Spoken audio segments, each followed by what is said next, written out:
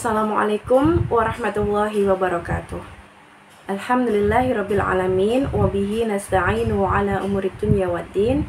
Wassalatu wassalamu ala asyrafil anbiya'i wal mursalin wa ala alihi wa sahbihi ajma'in, amma ba'du.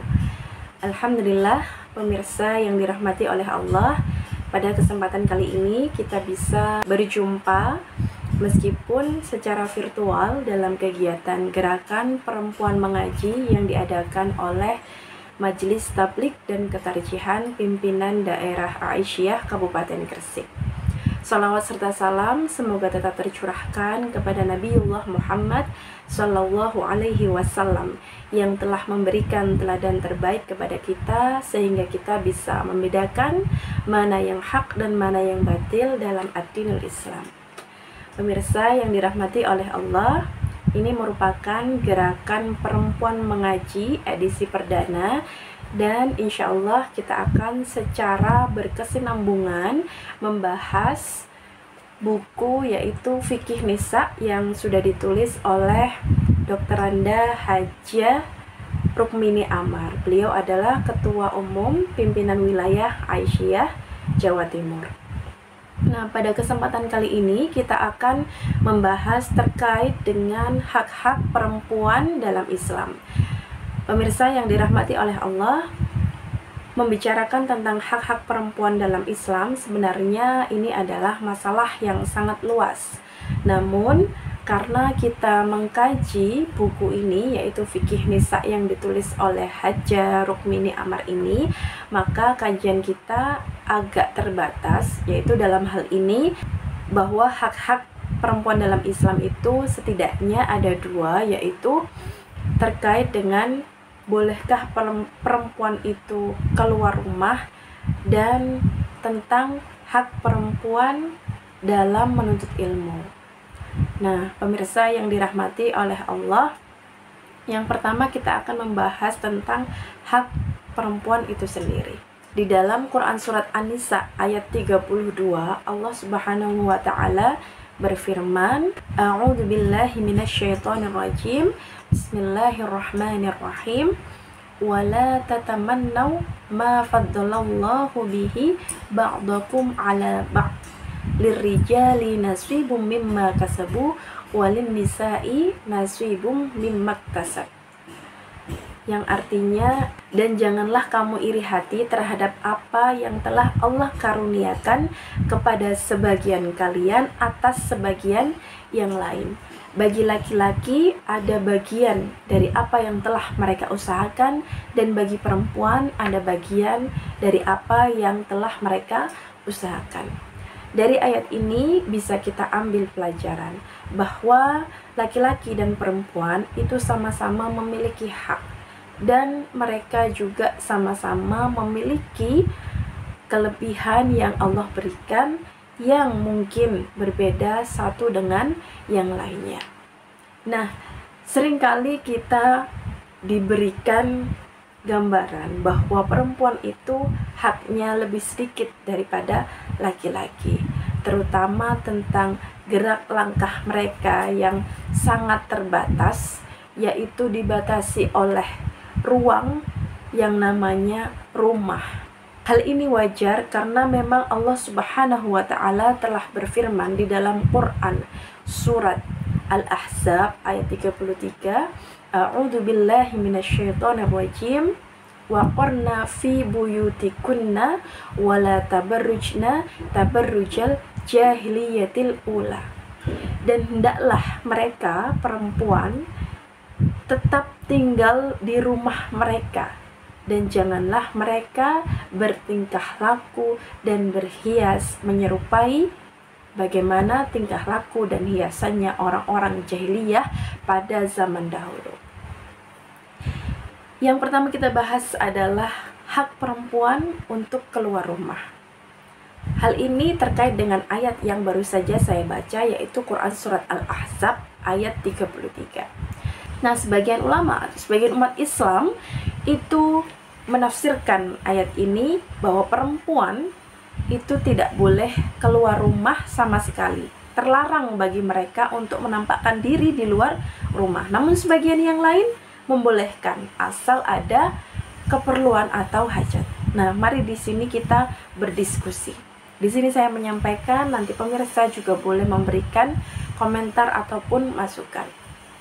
Dalam konteks perempuan itu keluar rumah untuk suatu tujuan, untuk suatu keperluan, bahkan karena kebutuhan yang sangat mendesak, atau bahkan umat sedang membutuhkannya untuk keluar rumah, maka menurut saya ayat ini berlaku namun tidak secara mutlak.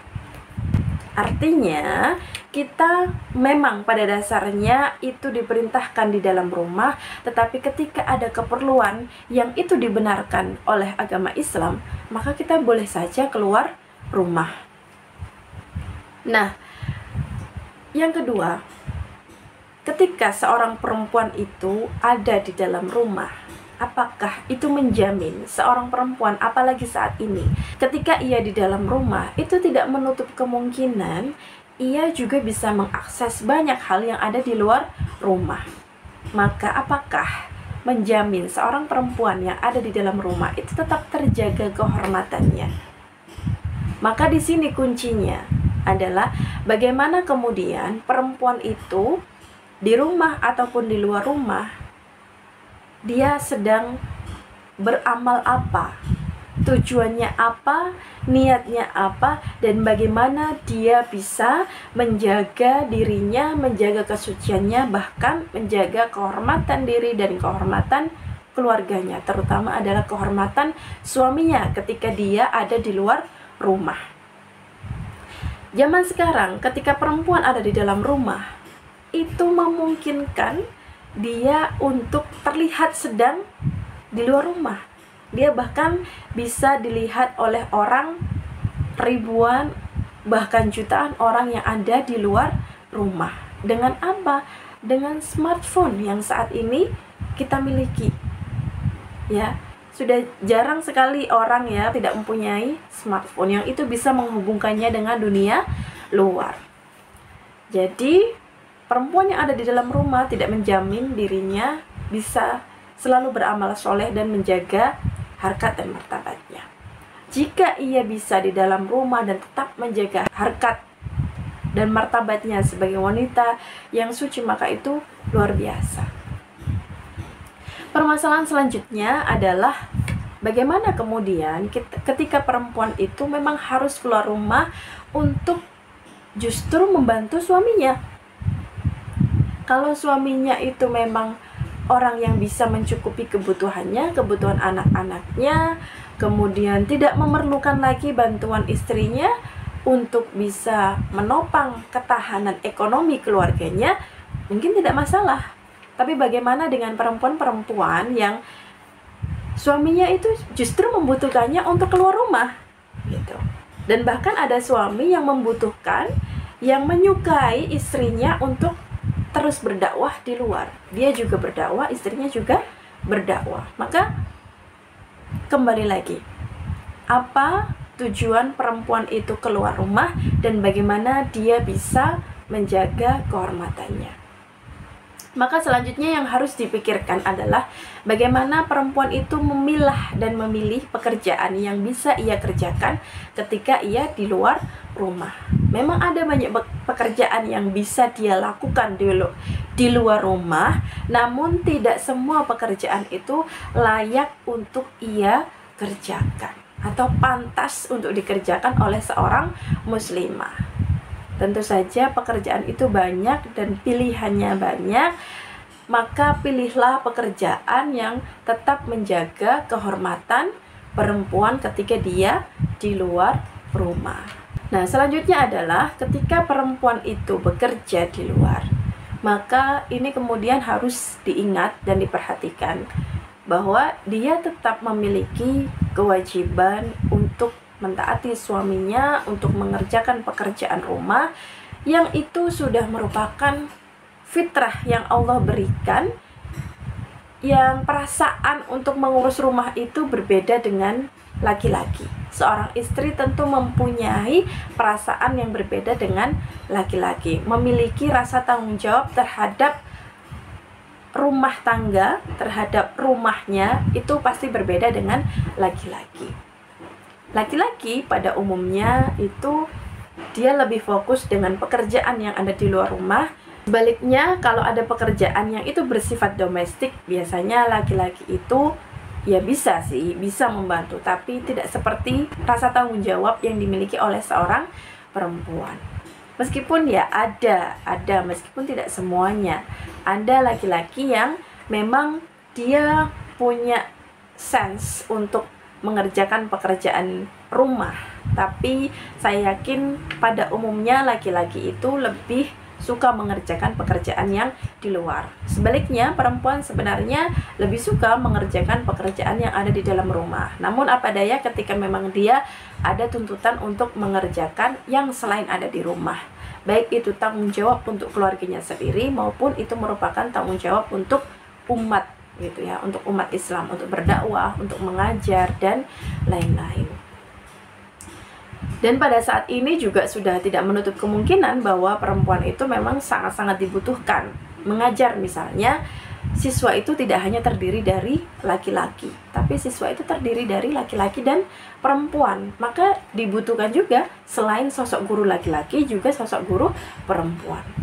Tenaga medis, dokter, dan lain sebagainya itu sangat membutuhkan yang namanya sosok perempuan yang keberadaannya, sosoknya itu tidak bisa tergantikan oleh laki-laki. Nah, yang kedua adalah terkait hak perempuan dalam menuntut ilmu. Kita tahu di dalam sebuah hadis Rasulullah Shallallahu Alaihi Wasallam bersabda, "Thalabul ilmi faridatun ala kulli muslimin." Menuntut ilmu itu adalah kewajiban bagi setiap muslim. Sehingga kita pahami dari hadis tersebut bahwa menuntut ilmu itu tidak hanya wajib bagi laki-laki, tapi juga wajib bagi perempuan. Bisa kita bayangkan dengan begitu besarnya tanggung jawab perempuan, baik sebagai seorang pribadi perempuan itu sendiri, kemudian sebagai istri, sebagai ibu, sebagai pemimpin dalam rumah tangga. Ya, pemimpin dalam keluarga itu adalah suami, dan pemimpin dalam rumah tangga yang mengurus rumah tangga itu adalah seorang istri. Dan bagaimana kemudian kehadirannya di tengah masyarakat jika ia tidak mempunyai ilmu pengetahuan.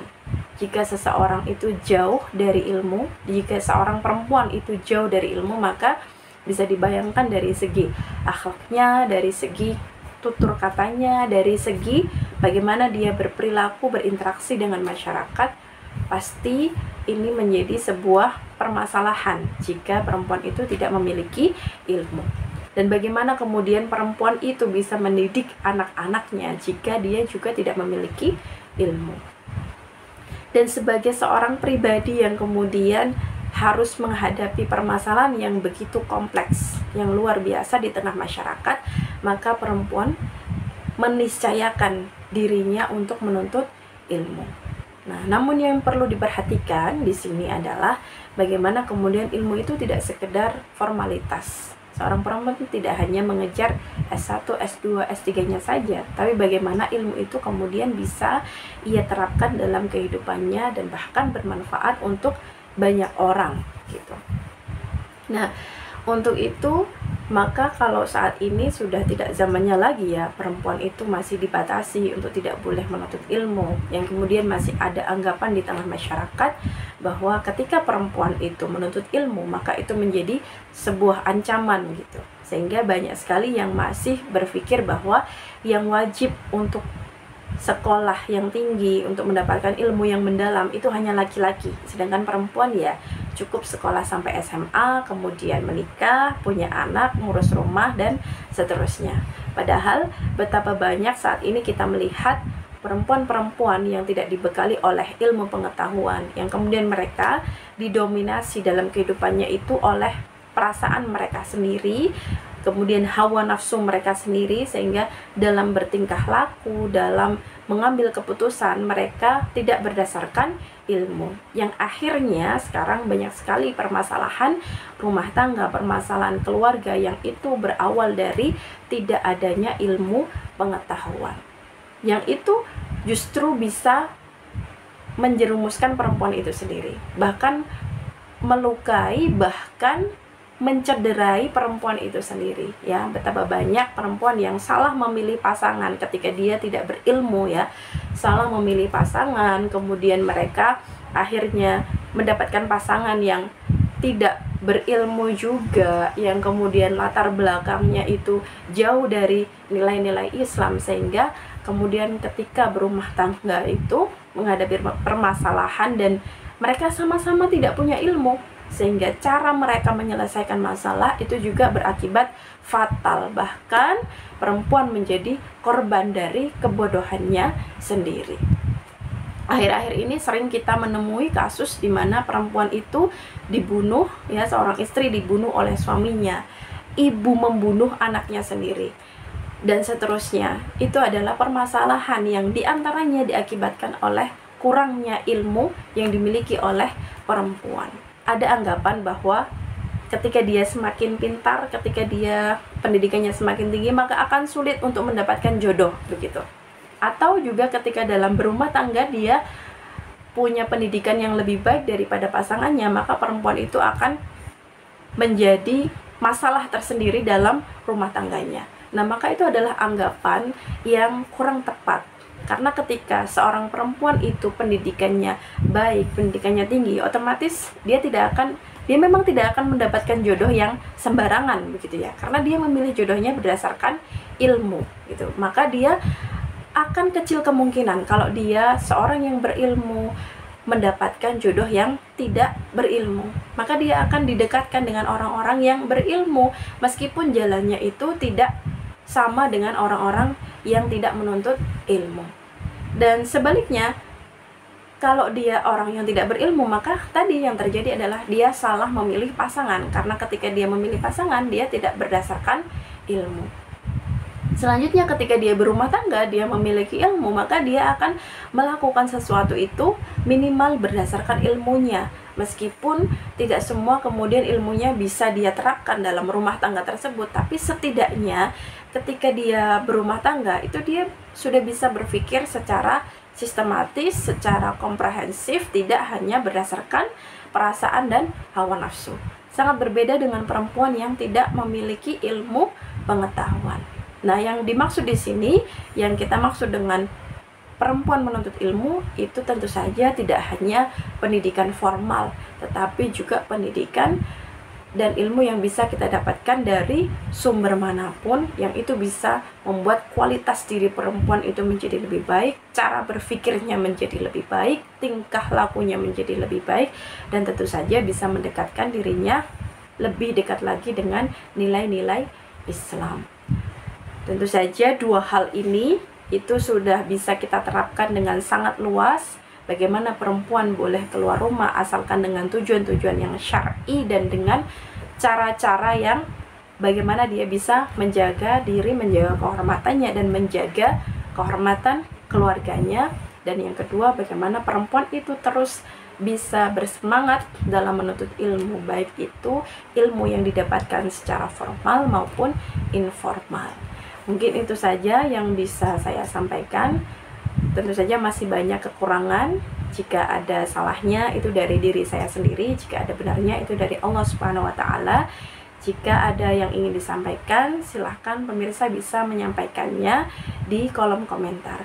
Terima kasih. Billahi fi sabilil haq fastabiqul khairat. Wassalamualaikum warahmatullahi wabarakatuh.